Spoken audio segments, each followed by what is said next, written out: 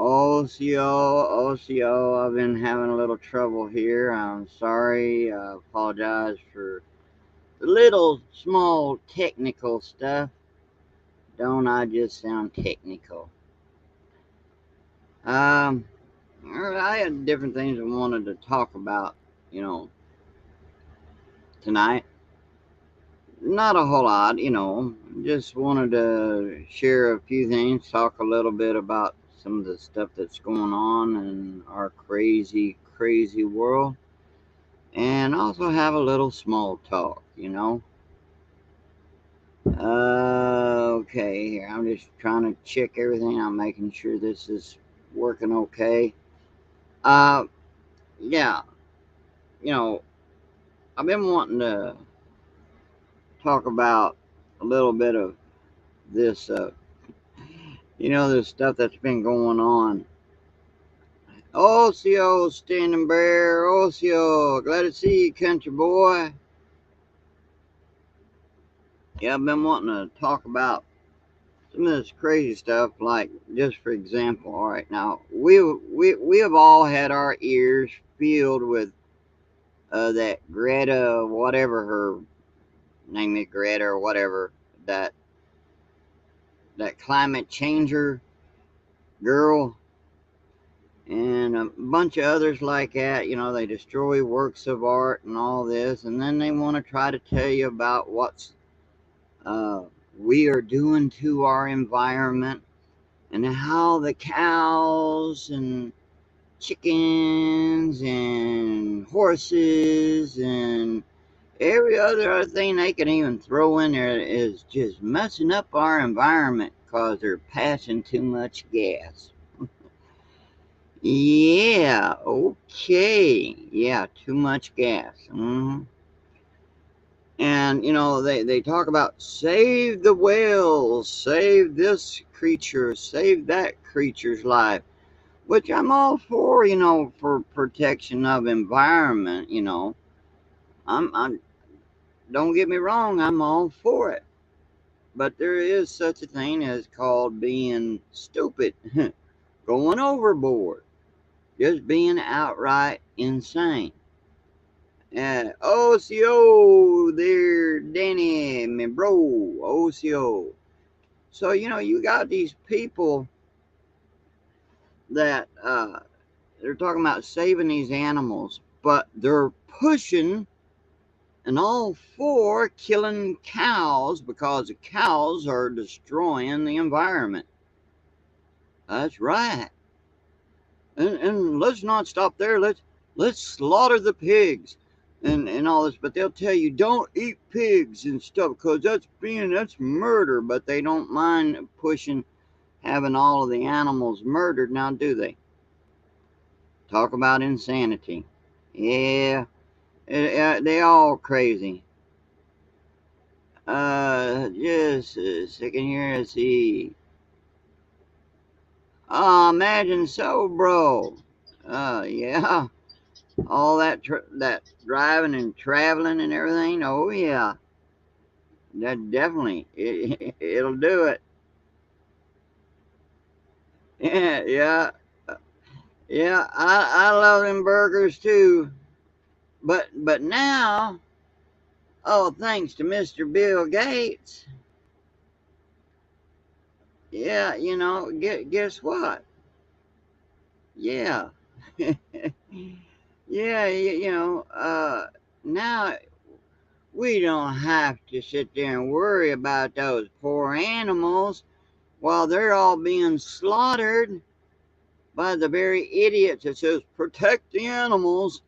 Uh, they're growing meat in labs, and now they're already packed, already got the packaging and labeling and stuff, everything ready for putting in your supermarket, in your store.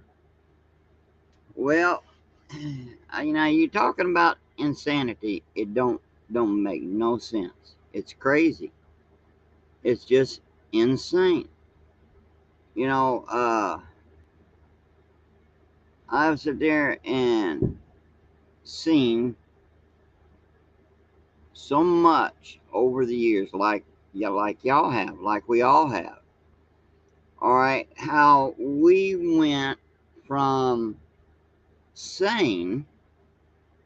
Sometimes we had a little mix of crazy here and there, but now sane is on a very low level. Mainly, the big thrust is, yep, you guessed it, insanity. Yeah, everyone's gone insane.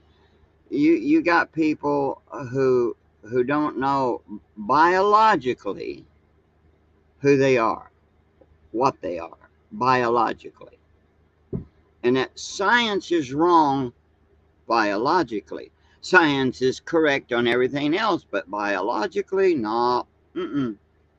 That's like you see a male dog. You see a male dog. Well, now maybe that male dog just might decide one day it's female. So even though it's got the biological male parts, it's female. I don't get all this kind of stuff. I mean, crazy stuff. People now can identify as, hey, OCO, JJ. You get people who say they identify. I'm not joking. You've heard it too. It's insane. Yeah, they identify as a dog, or they identify as a cat, or they identify as a horse.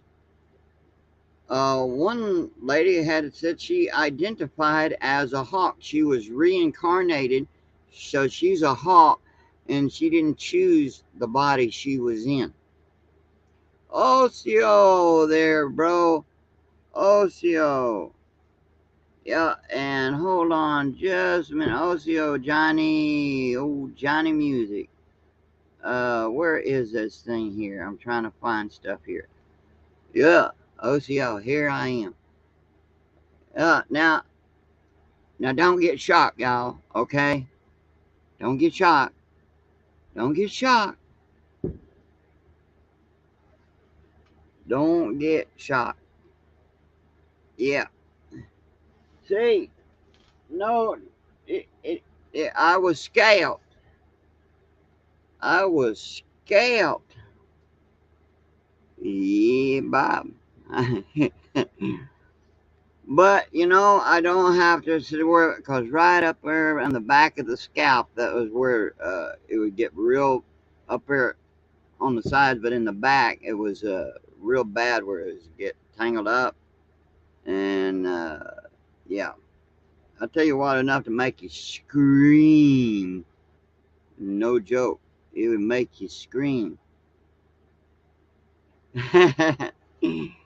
And I miss my hair, but I'm sitting there enjoying the breeze with it, with the hair gone. Though, like I say, I miss it, but my I don't have to worry about getting it all tangled up and all this other kind of stuff. So yeah, I got scalped. But yeah, it cost me $15. But it's not like what it used to. I could remember a long time ago when I was just a sprout.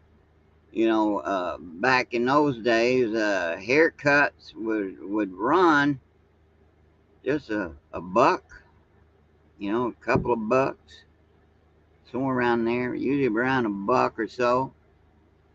But now, $15.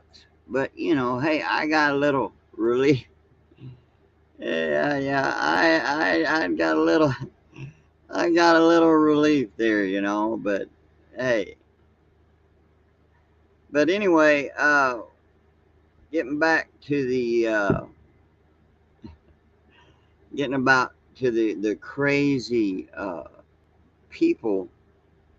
Hey, Crimson Ghost, OCO, OCO.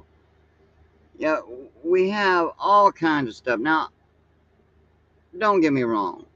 I might not agree with a person who, if they want to identify as a cat, or they want to identify as a dog or bird or horse or whatever they want to identify with, you know, that's them. And I don't hate them, but I'm not going to share in their delusion. Okay, if they want to be delusional, that's their option. They have that freedom. It is America. Unfortunately, I beginning to wonder if it's America anymore. You got more communist thinking going on, and people don't even know what communism is. They, you know, the youth today in the colleges and stuff, it makes you wonder what they're teaching them, especially in the high schools in some of these states and stuff. It makes you really wonder, what are they teaching these kids? It's just absolutely ridiculous. Hey, Osio Hensley, all right. It's just gone perfectly insane. I'm not joking. The world has gone mad. They don't even recognize the word honor anymore, or respect. They throw respect around like if it's a piece of paper just that you just wad up and throw it around there. And, it's just crazy. People are nuts these days.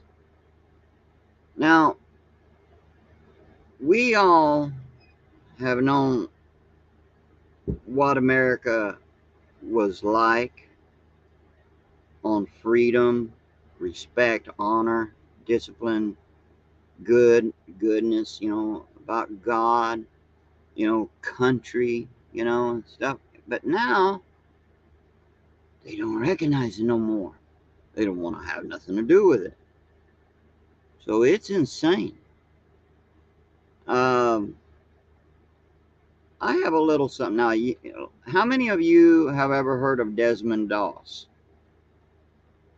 How many of you have heard about Desmond Doss? Hold on here. Yep, you're right, Crimson. You're absolutely right. It's insane.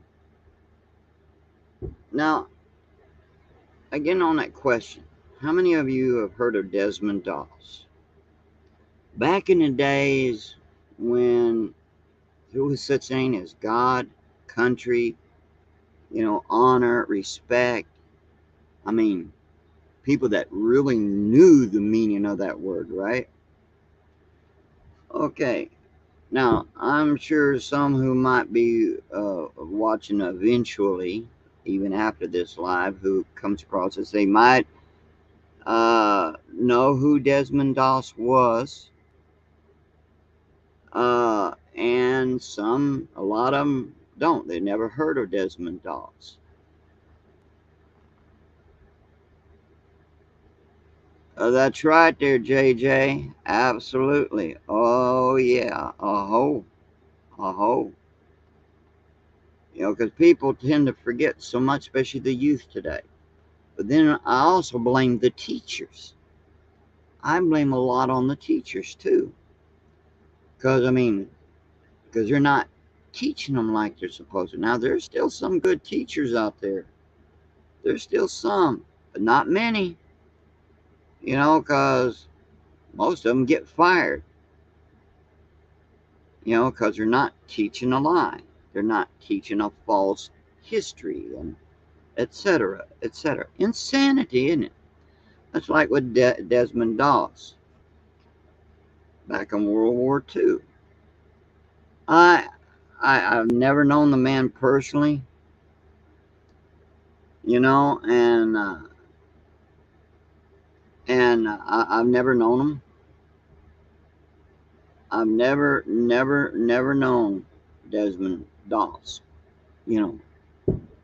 But everything I've heard of the man, I have, even though he's gone now, I still have a lot of respect for him, for the memory of that man. Now, that was a man who stuck to his principles.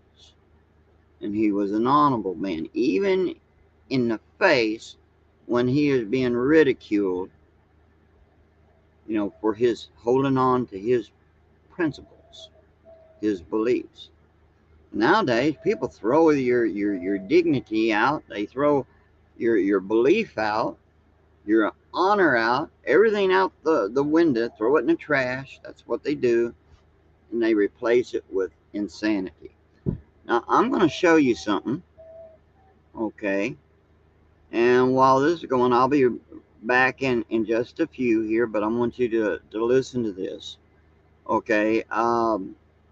This is about Desmond Doss. Now, some of you never heard of a lot about him. You probably watched that movie.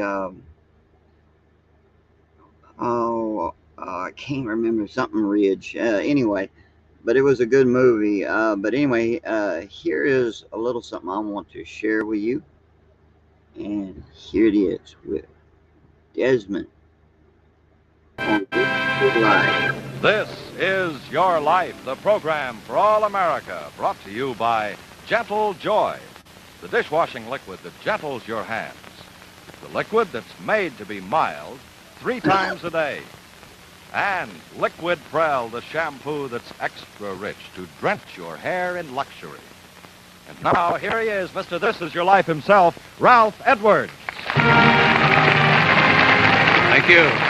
Good evening, ladies and gentlemen. I'm in a corridor at our NBC studios, and I want you to meet our principal subject as he was on a day in October of 1945 when President Harry S. Truman bestowed on him our nation's highest award for valor, the Congressional Medal of Honor. He's unique in the military history of America because he won this honor in battle, even though he himself never carried a gun or weapon of any kind. The Army listed him as a conscientious objector. Now let's go in and meet this hero. 8 or 9 enemy positions, well, as I remember, and there was only one pillbox left. It was giving us trouble. Well, excuse me, please, for breaking in. My name's Ralph Edwards, and right now we're on television, coast to coast. You were invited by the Southern California Conference of the Seventh-day Adventists to make a filmed talk here of some of your Army experiences as a training aid for their medical cadet corps. Well, we want to help you relive your inspiring story through the eyes and words of some of the actual people involved. As I say to you, Desmond T. Doss of Rising Fawn, Georgia, World War II Congressional Medal of Honor winner, whose only weapons were his conscience and deep inner convictions. Tonight, this is your life. Desmond, good to see you. That book's important. Will you carry that along? Our thanks to you, Clark Smith of the General Conference. How do you do, Mr. Smith? And to you, Des Cummings of the Southern California Conference of the Seventh-day Adventists, for helping us to get Desmond T. Doss to California. And our thanks also to the 307th Infantry Veterans Association of World War II. How are you, Des? Well, Desmond, will you please accompany me to our This Is Your Life studio? And while we're on our way, here's Bob Warren with a word about joy. If you're concerned about keeping your hands nice, here's news that will bring some joy into your... Don't you just love them old commercials, the way they did them back then? Yeah, let's see if we can kind of get off of that real quick here.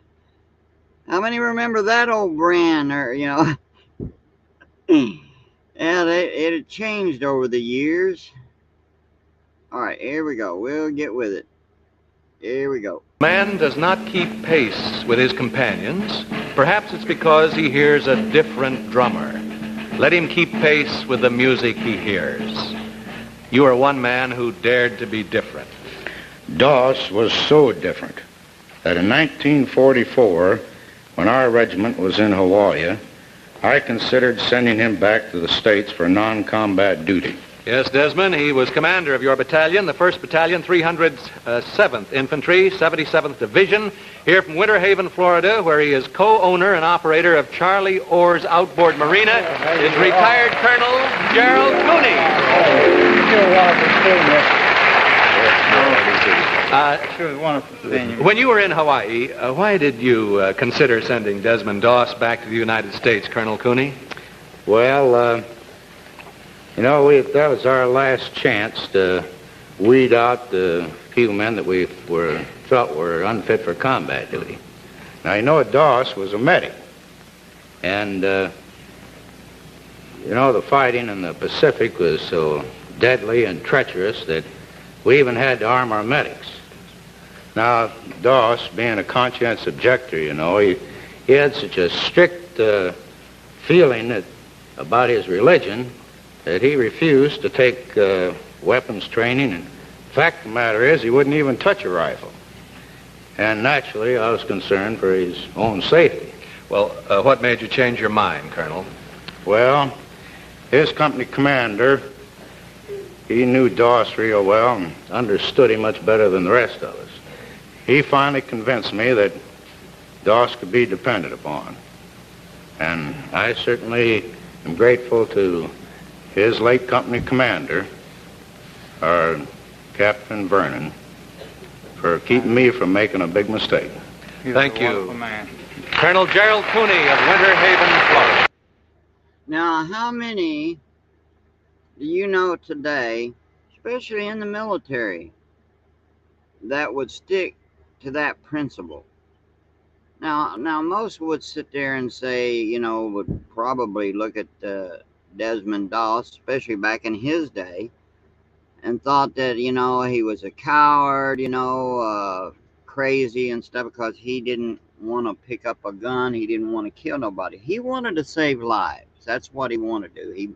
He was a medic. But I'll tell you right now, I have a lot of respect that he stuck to his guns, and that fellow, Desmond, he saved a lot of lives, and he faced gunfire. He did what no medic would ever do out on the field of combat. I mean, and he did a lot more than most medics would ever do. And I tell you what, those who ridiculed him ended up having the utmost respect for him.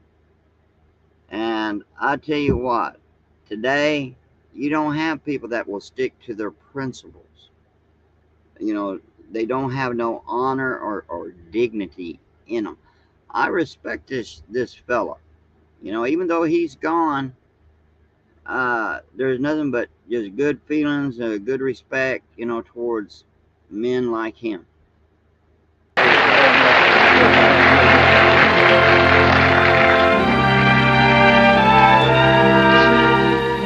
Your faith, your deep-rooted principles, your refusal to compromise with your conscience, and your compassion for suffering, which are to help make you a living legend of the 77th Division, finds their beginnings in your childhood. When and where were you born, Desmond? In Lynchburg, Virginia, February the 7th, 1919. You're the second of three children born to William T. and Bertha Doss. Early in your life, you become deeply interested in your religion. Des, as a member of the Missionary Volunteers of the Young People's Society, you began to learn how to take care of the sick. Des, you used to avoid fighting with the other boys, but it wasn't because you was afraid of getting hurt. Yes, Desmond, here from Lynchburg, Virginia, is your sister Audrey, Mrs. Lawson Milner, and from Manassas Park, Virginia, here's your brother Harold Doss. And look over there, another surprise. Here from Lynchburg, Virginia, are your father and mother, William T. and Bertha Doss. And Desmond's father, he was a man that really loved his son. I'll tell you what, you know, I can kind of relate to about some of the bad stuff that can happen to a person in the military, and then your father come and defend you. Well, my father defended me, you know. So, hey, I have a lot of respect, and I'm not gonna I'm not gonna show all of this. I just wanted to give you a little bit of about Desmond here. And if you meet anyone who is in the military or going to go in the military, maybe they're already in it and they don't want to kill. They don't want to take a gun up and shoot somebody. And but they want to save lives, and they get discouraged because maybe they get picked on. Well, bring up, if you know such a person, tell them about Desmond Doss. That is a good example on what it means to stick to your guns. No matter what people think, no matter what it is that you believe, if it's good and honorable and you believe in it, stick to your guns. Don't let people shake you from that. Because a lot of people don't have much dignity anymore, and that's sad. You said Desmond avoided fights when he was a boy, Harold? Yes, but he could be pushed just too far. I remember once we were running and from 6 boys, and suddenly Desmond just stopped, and he says, "They just can't do that to us."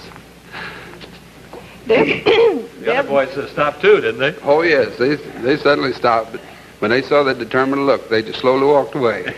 Desmond always wanted to help others. As a member of the Young People's Society at our church, he always liked to visit the sick and carry them flowers and the old folks' home. And on many occasions, he has given blood donations. And of course, he gave free service as night nurse to the ones that couldn't afford it.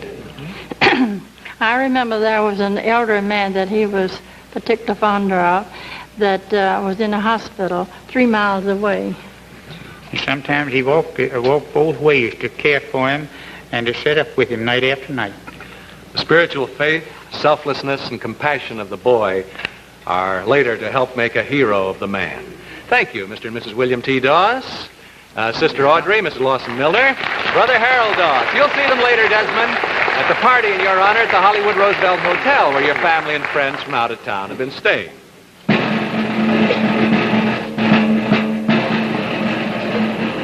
1935, a depression year. You decide to leave school, go to work. A mutual interest in your church draws you and a certain young lady together. You fall in love, and on August 17th, 1942, you and Dorothy Schutte are married in Richmond, Virginia. But before that happy event, Desmond, when we enter World War II on December 7th, 1941, what work are you doing? I was working in Newport News shipyard, Newport News, Virginia. You're also taking training in the Medical Cadet Corps of your denomination. April 1st, 1942, you're inducted into the Army at Camp Lee, Virginia. Your classification is 1AO. Now, what does that mean, Desmond? Non-combatant. We believe in serving our country in any way possible other than having to take life. Yes. Or as the Army described it, a conscientious objector. You become a medic, but you refuse to compromise with the strict tenets of your religion. You constantly request passes on Saturday, your Sabbath, even on maneuvers, so that you might attend church off post. You do this even though you must work 24 hours on Sunday to make up for it. You refuse even to touch a weapon when you're attached to combat units, and this leads some officers to try to secure you a Section 8 discharge. Now, what is a Section 8 discharge? Well, I understand it means I was just getting off above. Now, how many of you would stick to your guns like that with what he had to go through? I mean, here he had officers and stuff wanted to give him a Section 8.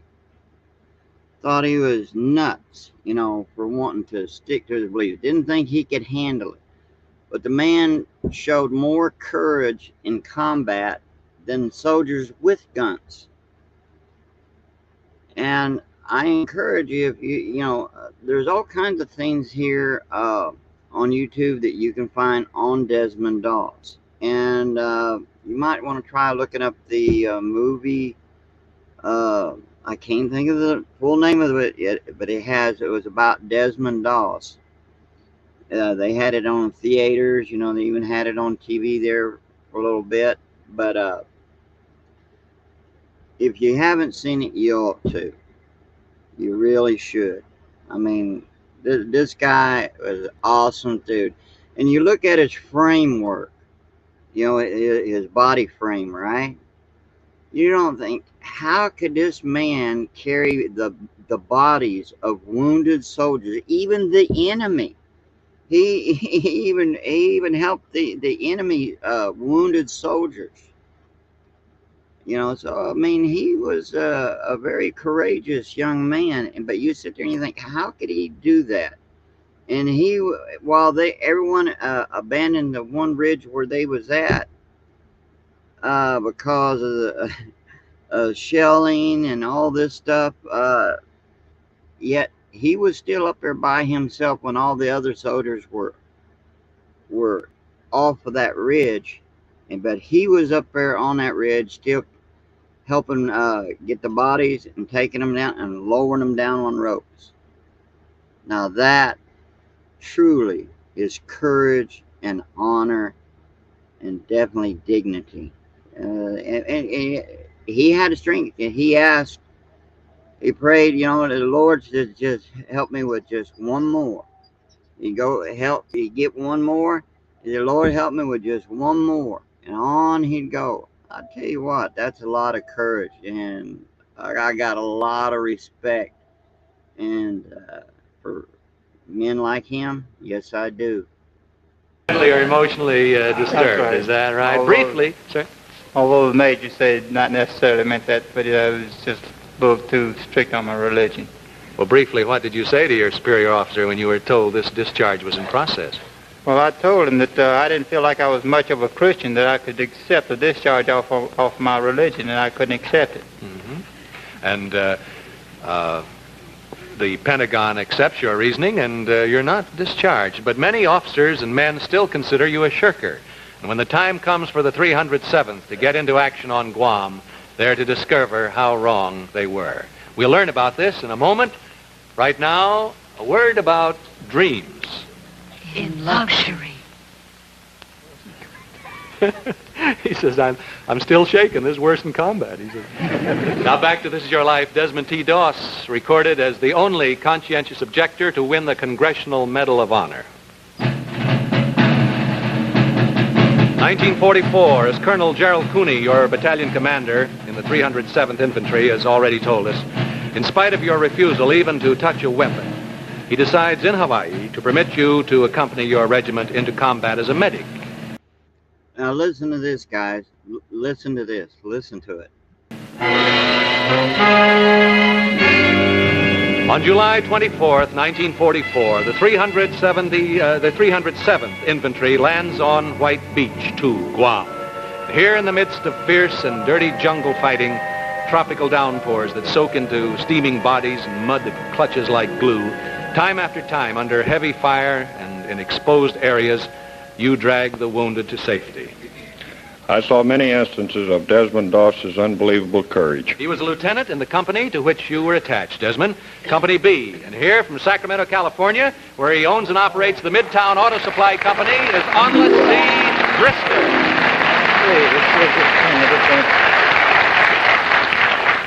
Now, Guam was a turning point in changing the opinion of the officers and men about Desmond Doss. Isn't that so, Onless? It was, Ralph. What Doss did on Guam, he was not only accepted, but he was admired for his unbelievable courage. I saw instances when we were pinned down. It was unbelievable that anyone could come out alive. Yet, time after time, he would go out without weapons, without orders, sometimes even against orders, and tend to the wounded and bring them back. It was a miracle that he was not hit. Desmond also gave spiritual help to his buddies, didn't he, Onless? He certainly did, yes. When we were about to go into combat, he would get down and say his prayers. Many of us would say them along with him. Knowing that he was there gave us an unbelievable amount of courage. Thank you, Onless C. Brister of Sacramento, California.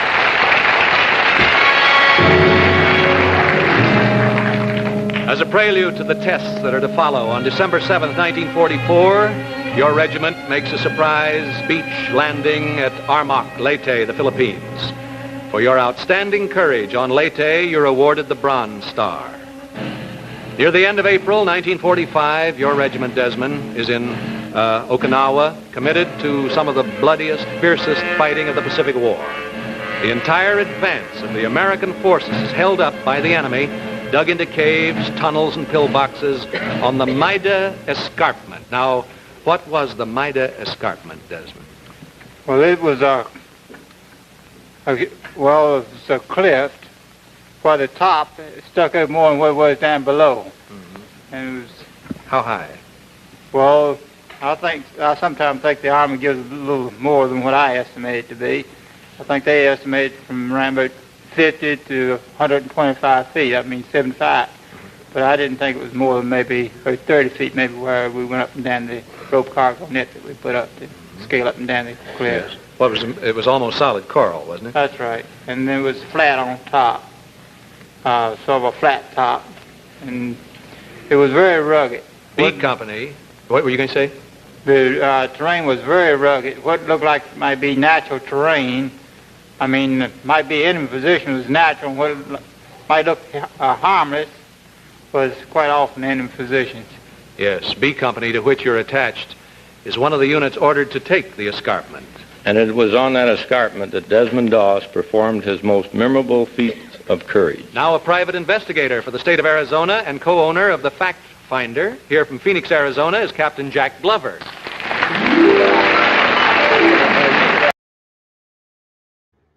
Yeah, you really got to hear what this Captain Jack says here. You know, this is totally awesome. Totally awesome.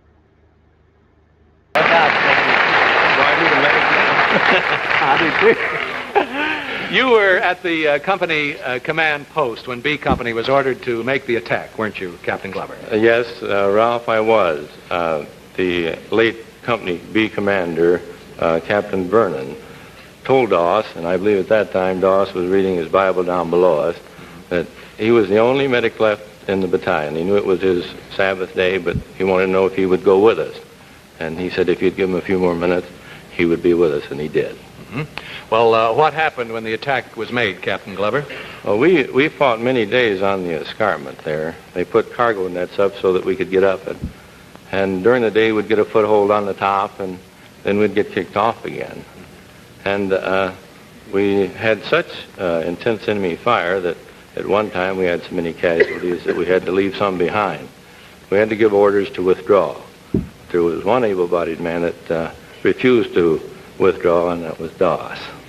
And as the official citation reads, Private Doss refused to seek cover and remained in the fire-swept area with the many stricken, carrying them one by one to the edge of the escarpment and there lowering them on a rope-supported litter down the face of a cliff to friendly hands.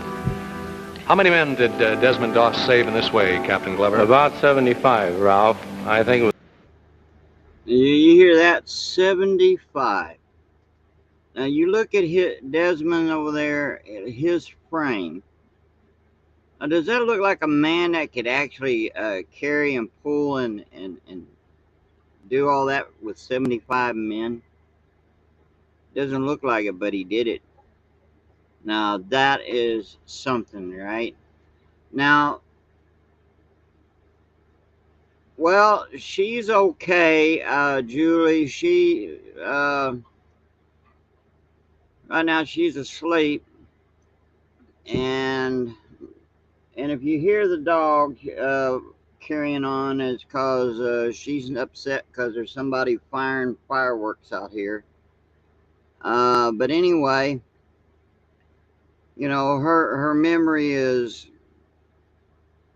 sadly, unfortunately, has gotten just a little worse. And I ask everybody, please hold her up in your prayers.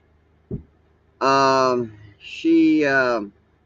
right, when my family came down, like just for example, my niece, her granddaughter, she had already seen her and but got tired and went to lay down for a little bit, and then she got back up and she did not recognize my niece, right? So I had to tell and explain to her who who she was. And so, you know, it's sad when it's that way.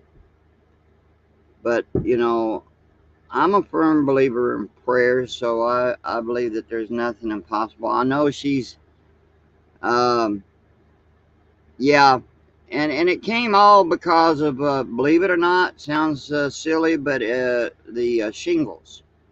She got shingles, and well, the shingles she had for about almost 3 months. It was very painful for her, but now before she had the shingles, or and then the very beginning part of the shingles, you know, her memory was fine, but it was afterwards, you know, as it well, should I say, about on the second, going on the third month of having the shingles, she lost her, she started losing her memory, and turn around. There's been medical doctors saying, yeah, that the shingles can bring the onslaught of dementia or symptoms of dementia. So, yeah, you're right. You're right there. She is really lucky to be alive. That's very true. Very true. And now I'm going to encourage, this was on This Is Your Life, and it was about Desmond Doss here. Now you can, pull up This Is Your Life on here on YouTube and look up Desmond Doss to hear the rest of it. Now I'm going to go ahead and remove that. Now, I was sitting there talking about early on about the insanity,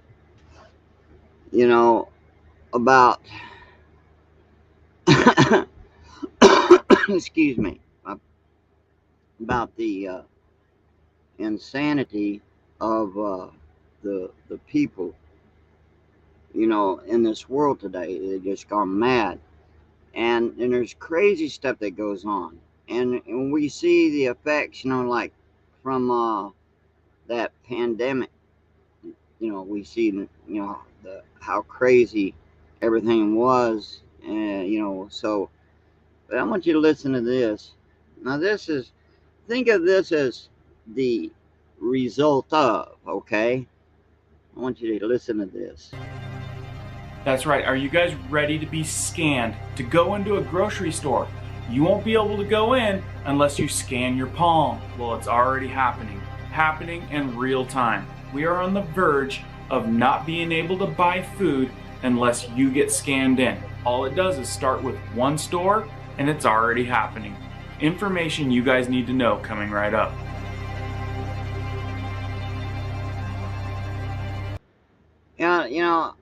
Yeah, a lot of people, we see crazy stuff going on. Now, do I believe what he's talking about? Because the subject has come up a time or two about is it the mark of the beast? No, I don't think it's the mark of the beast, but it's just something that leads up to it. It's part of think of it as the mark of the beast is like layers, things just builds up and it gets, finally, but here, listen to what this guy here on Riverside Homestead Life here, what he says. And yeah, it's a world order. Exactly, Julie. Exactly, sis. Exactly. Okay. Right. If you guys are brand new here, welcome to our awesome community where we give you guys emergency preparedness tips, prepping how-tos, and news that affects you weekly. So if you don't want to miss a video, be sure to hit that notification bell so you guys stay up to date. Let's jump into this one. So you guys aren't blind. You've been noticing all of the AI that is slowly evolving everywhere in the world. What was that there, bro? Exactly. Exactly. Exactly.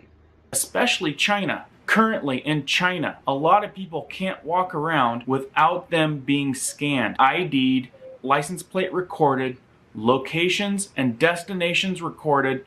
They're even recording and analyzing your mood. That's right, in some cases, if you're driving a semi-truck, AI will scan your face and detect whether you're getting tired or not. This is really happening. Scanning your face, detecting whether you're too tired to drive, and if they detect it, they're going to call your boss and shut you down. And did you guys know this is already happening in Washington, D.C. and some other locations? So here in this video, you'll see that you cannot even enter the Whole Foods in Washington, D.C. without scanning your QR code. Or in some locations, you have to scan your palm, like Seattle. And guys, look, there's no way around this. These are gates. To not enter a subway where you needed a ticket to get onto the subway or to get on a train, this is an entrance to buy food, to eat, to put food on your shelves at home. This is insane. And this is what we're looking forward to in our future. You will not be able to go into a grocery store without being scanned. So this is what the future of grocery stores looks like.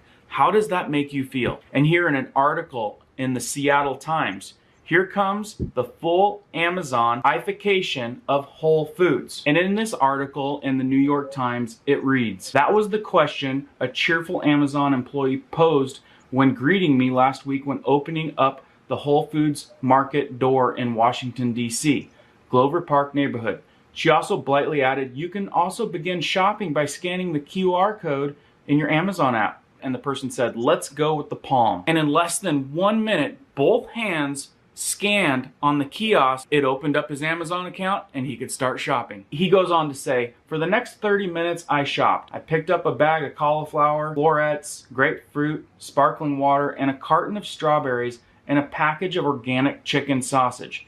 Cameras and sensors recorded each of my moves, creating a virtual...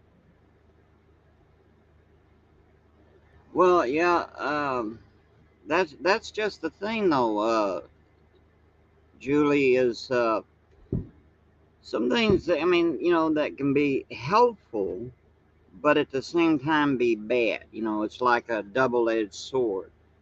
You know, it can cut either way, you know, I mean, and also, I mean, you know, it's, some things can be good, but yet it can be bad. It just depends what you're talking about. Like with this stuff, though, you see the simplicity in it, but see, there's a lot more to all this. And hopefully on one video, a live stream, that I can get into it a little bit more. But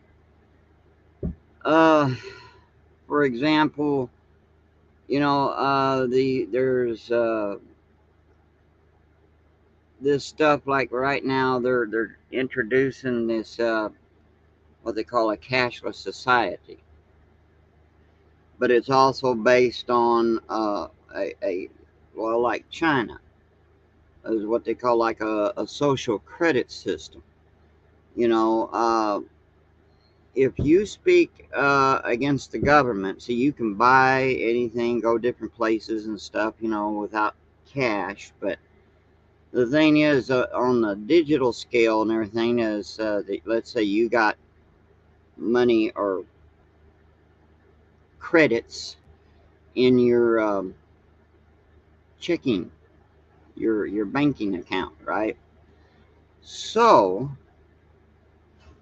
if you speak against the government, say anything that's a little on the negative, when you're trying to expose maybe something that they're doing that's wrong, taking away freedom, etc., etc., etc.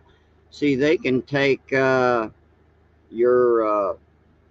some of your credits out. They call it a fine. They might even restrict you on your travel. Like, say you may want to go see your family in the next town. Well, you can't go to the next town or state or whatever, because, you know, you're on radar, so to speak. you got to show that you're a good boy or you're a good girl, that you love the government.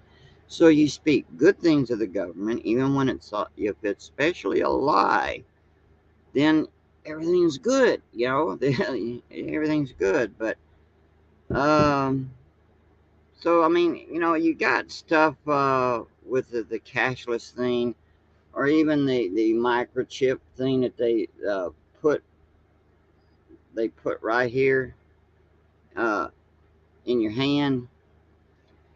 I mean, it would be convenient, you know, to just put your hand over certain things, or just being able just to step through the doors and it reads the chip, and then whatever you pick up from the shelf, it automatically, you know, whatever you put in your basket, it automatically sits there and deducts that from your account.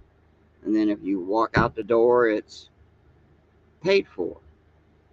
All right, but see, those things may be a convenience. At the same time, it can turn around and bite you. You know, because once you have the full mark of the beast, the one world order system in completion, and then you're looking at something that's going to bite you real hard and full of regrets. But these things, I mean, like I say, well, like as you pointed out, Julie, is that it's not so much that it's anything really bad, but at the same time, though, it builds up to that. You know, you're looking at control. That's the whole thing. That's the whole purpose of the cashless.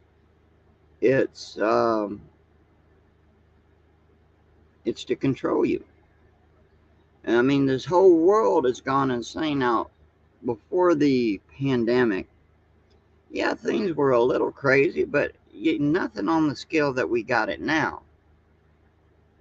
But like this young man here talking about, there's other stuff here that he had talked about. And I think this was this video here. Oh, I think it was a couple of months ago, a month ago, on this. But you can find a lot of stuff that's been going on that has progressed worse. And yep, exactly. It's how they can control society. That's exactly what they do, sis.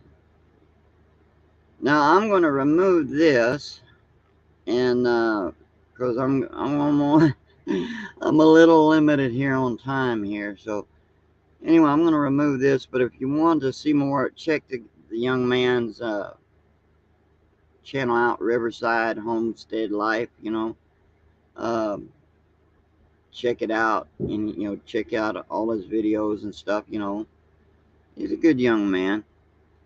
All right, and so anyway, now I wanted to ask everyone. Hold on here. Hold on. I am trying to get. I'm having a little technical difficulty. All right, there we go. All right, I wanted to talk about. Yeah, exactly there, JJ.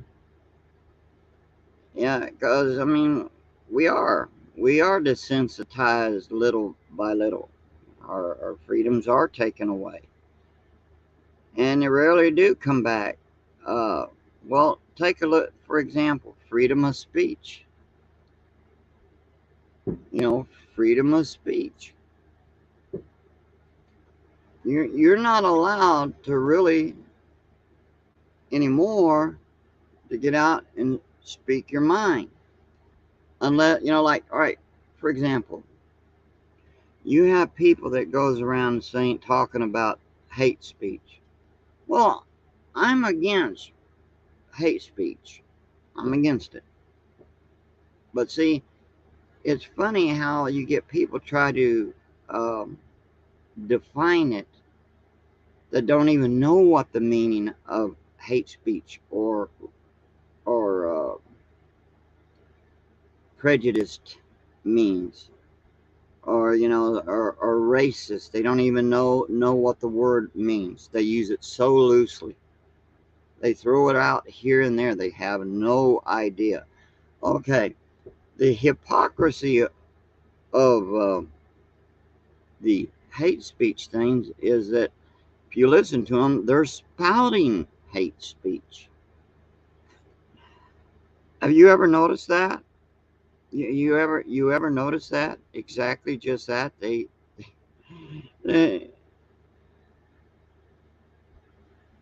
you know, and the thing is, uh, you got people that same thing with hollering racist. The ones that say this and that's you're being racist. That one's racist, and what they're talking about has nothing to do with true racism. I mean, it's crazy. All right, just for example, and I'm sure some of y'all have heard this yourself. All right, you've heard Black Lives Matter, right? Someone get up and say all lives matter, and then someone who is saying that Black Lives Matter get mad at the all lives matter and say that the all lives matter people are racist. Now, isn't that stupid? All lives do matter, and that covers no matter what your skin color is. It don't make a difference. You're a human being. Your life matters. All lives matter. Even animals' lives matter. And on and on and on, right? All lives matter. But you get these idiots that go around and carrying on.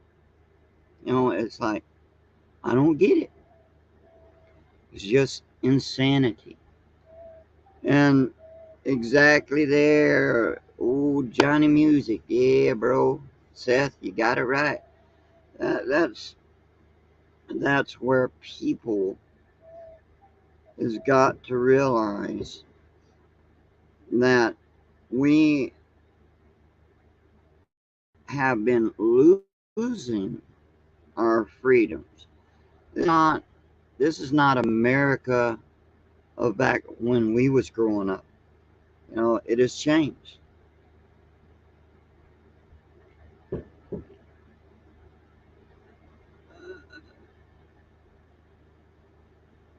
Oh, let's see.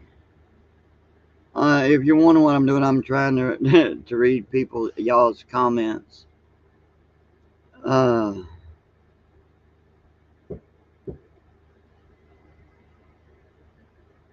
yeah,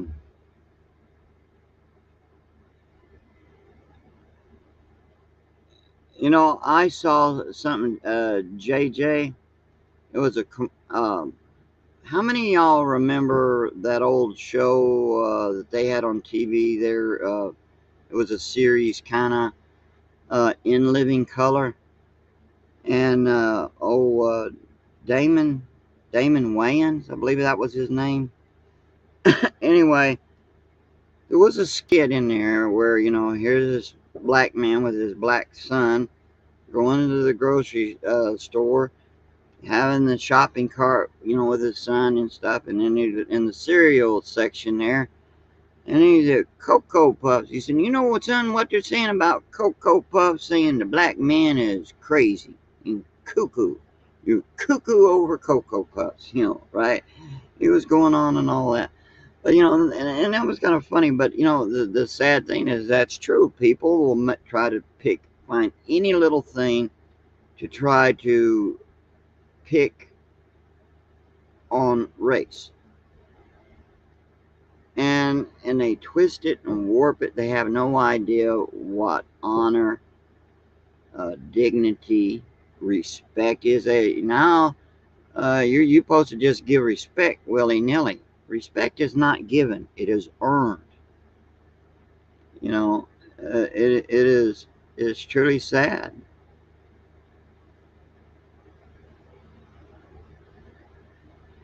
Well, it would be kind of like this.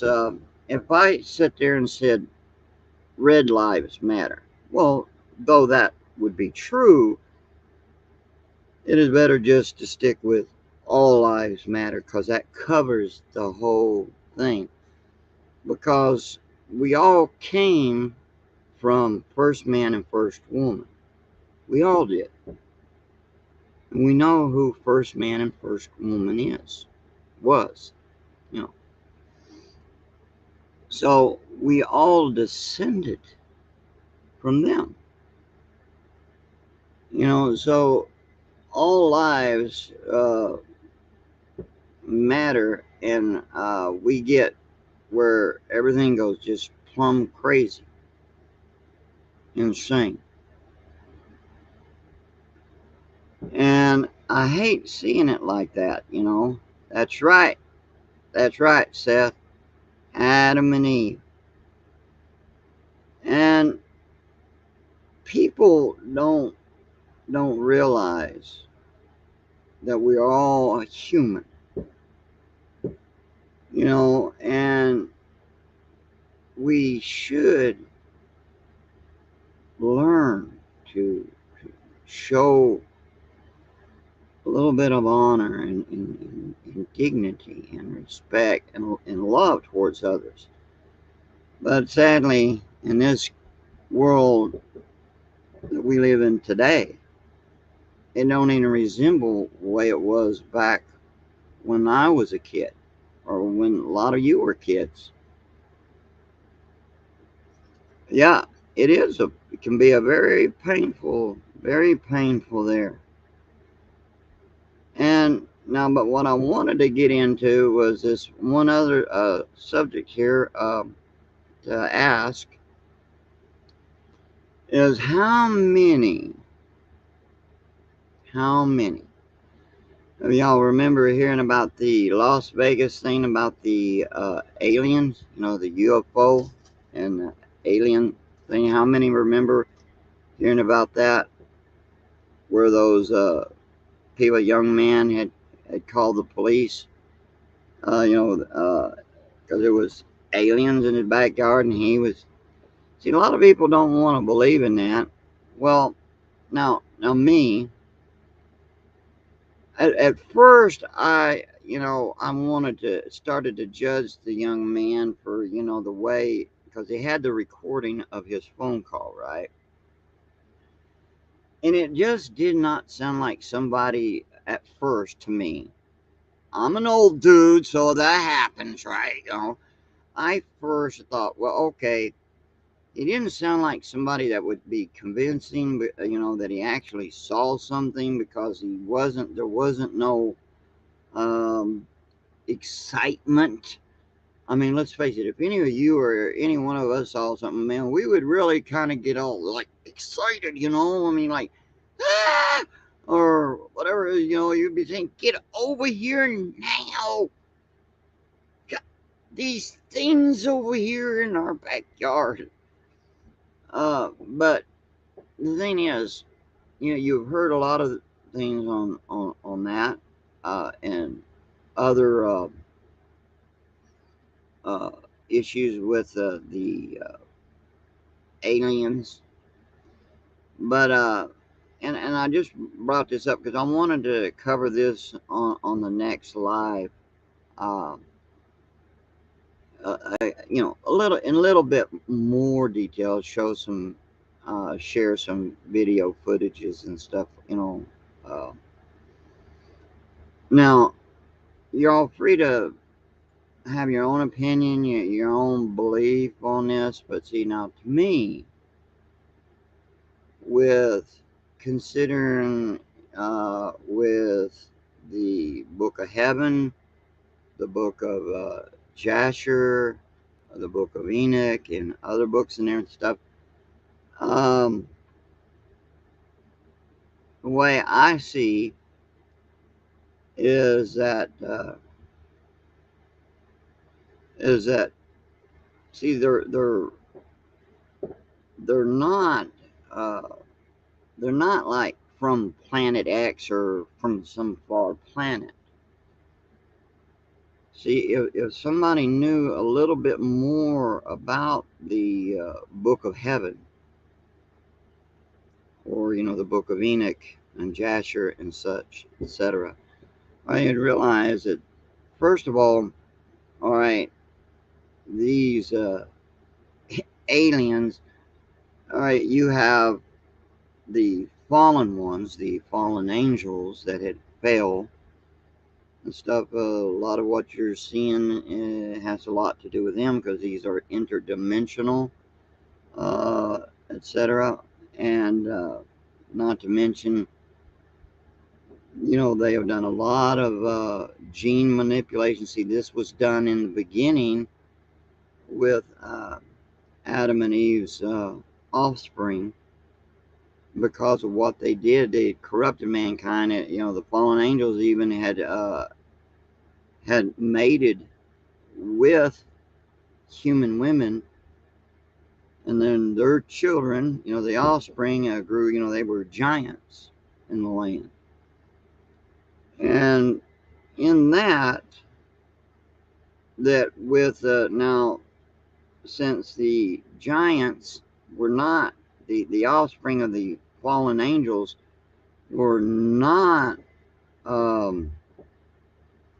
creations of God. They couldn't. There's no way that their soul, their spirit, could enter into the holy place, the heaven. So when they died, that was the reason why he brought the flood on, was to destroy them and their evil and all that, and go into that some other time. But anyway, that's where the spirits of the demons, they are the spirits of the giants, the dead giants. Best way I could put it, they're called Nephilim. The giants are called Nephilim. But anyway, we sit there and we have different outlooks on these things and stuff. Now, people can believe that they're from different planets, but there's been people that had worked in the military and the secret stuff and all this, that broke away out, that got out of that, or all this kind of stuff, that have seen and can tell you for certainly that they are not from other planets. Even some have said that they're demons. Some have said interdimensional beings. They're not from another planet. That's why that all of a sudden, like here's a craft, or gone, disappeared, just like that, just like going through a cloud and disappearing, so to speak. That quick, and etc., etc., etc., etc. And now, if you get a chance, go to L.A. Marzulli, okay, here on YouTube, and check out some of the things on when he talks about on giants, the Nephilim, and on the aliens. You really ought to pay attention, because he is a guy that doesn't just willy-nilly accept any little thing that comes along. He checks things out, investigates them, and all this. It's very interesting. And he also will bring it on a biblical perspective and everything. Now, I like LA. I might not agree with every little thing he says, but I'll have a lot of respect for him, and I like him.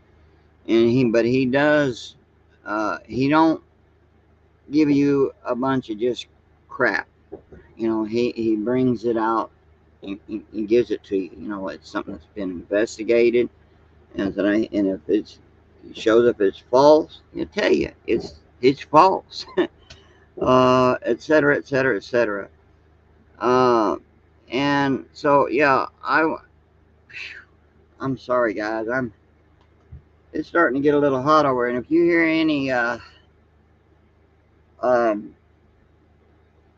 noise in the background, I don't know if it's coming over on this or not, but there's people out there firing fireworks, And around out here, they're not supposed to do this until the 4th. But of course, I live out in the country, out in the boonies, so yeah, people don't tend to pay attention. Even when there's burn bans on, they'll still do it anyway. It's a wonder they don't burn out down the woods and stuff. But anyway, please excuse the background noise. But I was going to stay on just a little longer, but I'm getting quite uncomfortable and getting hot and all this. But I do want to come back on again and cover some things a little bit more thoroughly, I'm just kind of been skimming here, but wanted to, get in touch with everyone and see how I got scalped. Yeah, see. Yeah. It's not tied back. I mean, it's gone. Snip, snip, it's gone. But, you have a very good night there, Julie. You be blessed. Have good dreams. And I hope tomorrow will be even more blessed. And I hope that everyone's glad to have you to come by. Glad you dropped in. Feel free to drop in anytime. And next time when I get on, I want to pull up the panel. And anyone who wants to come up on the panel and join in, feel free to. Well, I don't believe in mermaids either, Julie. But they're like any story tales. There's some little truth to them somewhere. But anyway, yeah, you have a very good night, and we'll come back next time. I never do come out right off and say that I'm going to come out on live like next weekend or this coming day or whatever, unless I know for sure that I can't, because stuff happens, and I get real busy around here. And well, when you get around my age, you get a lot of aches and pains, and with everything you have to do around the homestead and all this. Well, next thing you know, I mean, your body's complaining, and I got to get up early in the morning and tend to animals. Oh, you see this? Well, August, I'm supposed to go to the skin doctor to get that checked out. They're going to take a sample of that. My father had one, and it was skin cancer. So I'm hoping that it's not, but I mean, this thing's actually grew. Kind of looks like tobacco stains, but it is good. And but yeah, I got to do that. Get that checked. Anyway, I'm glad y'all come by, and I will catch y'all all later. And hey, remember, country boy explorer Standing Bear. Remember him in your prayers for him and his fiance. And let's pray for one another. Let's remember one another in our prayers, because we all need prayers. So you be blessed, everyone, and you be sure you take care. And I will catch you on Flip Flop. Later. I love you all. I hope.